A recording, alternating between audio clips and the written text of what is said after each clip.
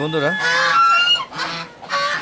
প্রচণ্ড গরম এবং প্রচণ্ড রোদ। ঠিক সেই সময় দুপুরে খাবার নিয়ে হাজির হলাম এবং ওদেরকে খাবারও দিলাম। দেখুন, মিক্সড খাবার, এত গরম যে খাবারও খাচ্ছে না। দেখেন দেখেন আমার মুখ তাকায় থাকে। কে রে বেটা? আসসালামু আলাইকুম রহমতুল্লাহি ওয়া বারাকাতুহু। আল্লাহ গ্রুপ পক্ষ থেকে সব বাগানে সবাইকে স্বাগতম। বন্ধুরা, আসলে প্রকৃতি বোঝা বড় দায়। এই গরম, এই রোদ, এই বৃষ্টি, এই মেঘ, এই অন্ধকার হয়ে আসা ইত্যাদি ইত্যাদি।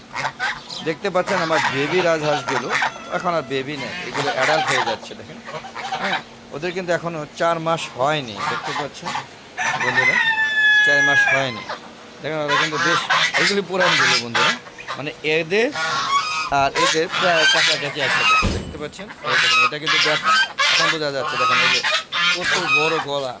এখানে এই যে এইটা হাসি রাজহাঁস, আর এইটা হাসি, আর এই যে সব যে ব্যাটা সাদাটা ব্যাটা হয়েছে, এটা ব্যাটা হয়েছে। দেখেন এখানে ভাত দেওয়া হয়েছে। দেখেন ভাত কীভাবে খাচ্ছে।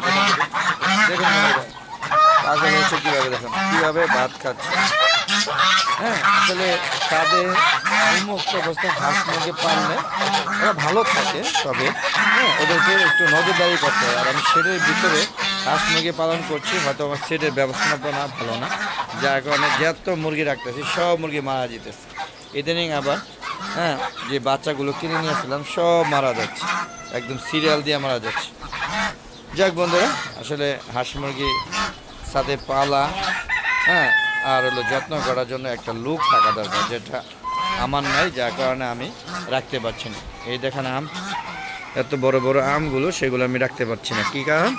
এই যে দেখুন, এই ভদ্রলোকগুলা সব ওদেরকে শুং দিয়ে যায়, অথচ এখানে একটা আম গাছের জন্য একটাই ফাত লাগানো হয়েছে, কিন্তু সেটা কোনো কাজ হয় না। পুরো আমার গাছটা খালি করে দিয়েছে। এই গাছটার মধ্যে কিন্তু প্রায় 20টার মতো আম ছিল, এখন 2টা আছে, তাও একটা শেষ। এটা একটু ফ্রেশ, তাই এটাকে প্যাকেটিং করে দিয়েছি, বুঝতে পারছেন। আর এটা অলরেডি শেষ করে দিয়েছে। তো বন্ধু দেখুন, আমরা এখানে এই করতে ভিডিও করতে করতে ওরা কিন্তু এখানে সব ভাতগুলো খেয়ে নিয়েছে। পাশাপাশি এই যে আমার ফাইটার মুরগিটা দেখেন কত সুন্দর। এই মুরগিটা মারা গিয়েছে গত বছর ভাইরাসে।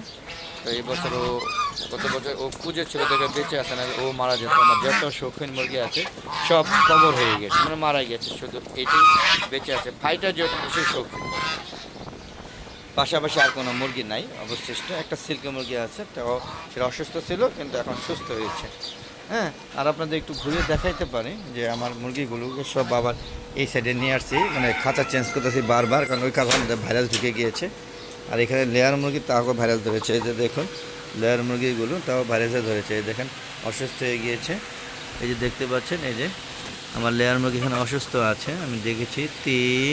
এই যে যে এটা এই যে চোখ বন্ধ হয়ে যে, এই দেখেন এই যে অসুস্থ, এই যে সামনে এই মুরগিটা অসুস্থ হয়ে গেছে। ওই যে দৌড় দিচ্ছে, কিন্তু ও দৌড় দিচ্ছে না, ওরা সবাই মিলে দৌড় দিচ্ছে, দেখে ওকে সাথে গিয়ে নিয়ে নিচ্ছে। কী করবো, কিচ্ছু করার নাই, মেনে নিয়েছি। সব মারা যাবে, আর কী করার। দেখেন এই যে খাবার, পায়খানার অবস্থা খারাপ। ট্রিটমেন্ট চলছে, যদিও ট্রিটমেন্ট এখন ভালো হয় না, আগে 2-1টা ভালো হতো। এই দেখে এখানে মিশিয়ে ফার্মি বাচ্চাগুলো নিয়ে এসছে, আবার এদের ট্রিটমেন্ট চলছে। এই যে আমরা সিল্কি মুরগিটা যেটা বলছিলাম, এটা একটু অসুস্থ আসছিলো, এখন সুস্থ আছে। আর এই যেখানে পলিশ ক্যাপ আছে 1-2টা, এটাও শৌখিন মুরগি, এটা ভালো আছে।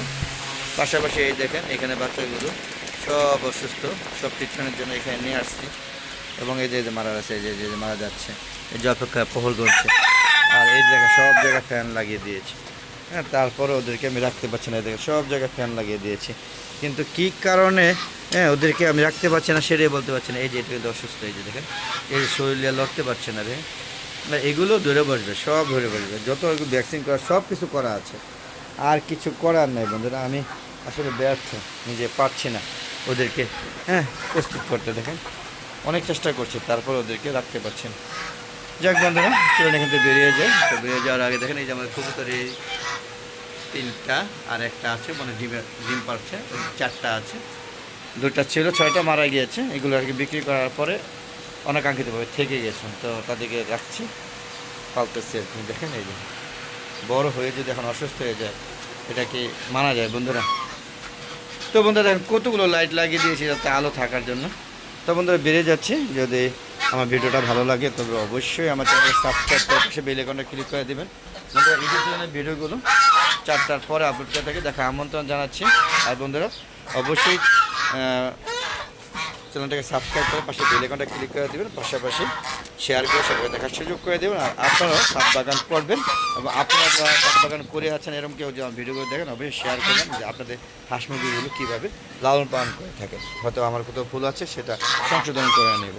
তার ফেসবুক পেজ আছে মিজান এগ্রো বিডি, ফেসবুক পেজটাকে প্রথমে ফলো দিয়ে সম্পূর্ণ ভিডিও দেখবেন, দেখে শেয়ার করে সবাই দেখার সুযোগ করে দেবেন। আর সুন্দর সুন্দর মতামত দিবেন, কমেন্ট করবেন। আর বন্ধুরা ইউটিউব চ্যানেলে ভিডিওগুলো সন্ধ্যা 6টার পরে আপলোড করে থাকি দেখা আমন্ত্রণ জানাচ্ছি। আর এই প্রচণ্ড রোদের মাঝখানে এখন একটু বাতাস দুলছে, আপনারা দেখতে পাচ্ছেন কত সুন্দর বাতাস বইছে। আর এই দেখেন আমরা কত সুন্দর শাকগুলো, কলমি শাক, এগুলো আজকে কালকে ইনশাআল্লাহ নিয়ে যাবো খাওয়ার জন্য। এগুলো এ পর্যন্ত 5বার কাটছে, এইটা হলো 6বার। আসলে কলমি শাক মাশাআল্লাহ একবার লাগালে হয় আর বারবার করতে হয় না, লাগাতে হয় না। তো বন্ধুরা দেখুন এখন আবার মনোযোগ দিয়ে খাবার খাচ্ছে, একটু বাতাস বইছে আর খাবার খাচ্ছে। এই হইলো রাজহাঁস, রাজহাঁস চীনা হাঁস, এগুলো ভ্যাকসিন দেওয়ার কারণে বাদ একটাও নেই। দেখেন রাজহাঁস চীনা হাঁসগুলো ভ্যাকসিন দেওয়া যায়। আসলে হাঁস মুরগিগুলো থেকে হাঁসগুলো রোগবালাই একটু কম থাকে, আর মুরগিগুলো রোগবালাই প্রচুর থাকে। আসলে কোন জাতের মুরগি আছে যে জাতের রোগবালাই নাই সেটা একটু আপনার কমেন্ট করে জানাবেন। তবে দেশি মুরগির রোগবালাই তুলনামূলকভাবে অন্যান্য মুরগির থেকে কম আছে, এটা সত্য। এখানে দেখেন এই মুরগি গিয়ে এর সাথে একটু মারামারি। তো এই ছিল আজকে ভিডিও, বিদায় নিচ্ছি। সব ভালো থাকবেন, সুস্থ থাকবেন, নিরাপদে থাকবেন আর বেশি বেশি আমার ভিডিওগুলো দেখবেন। আসসালামু আলাইকুম ওয়া রাহমাতুল্লাহি ওয়া বারাকাতুহু। বন্ধুরা সবাই ভালো থাকবেন, সুস্থ থাকবেন, নিরাপদে থাকবেন আর আমার ভিডিওগুলো বেশি বেশি দেখবেন আর আমরা সবাই ছাদ বাগান করবেন এই আশা করে আজকের মতো বিদায় নিলাম। খুদা হাফেজ, দেখা হবে, আবার দেখা হবে নতুন কোনো পর্ব নিয়ে। ততক্ষণে বিদায়, খুদা হাফেজ।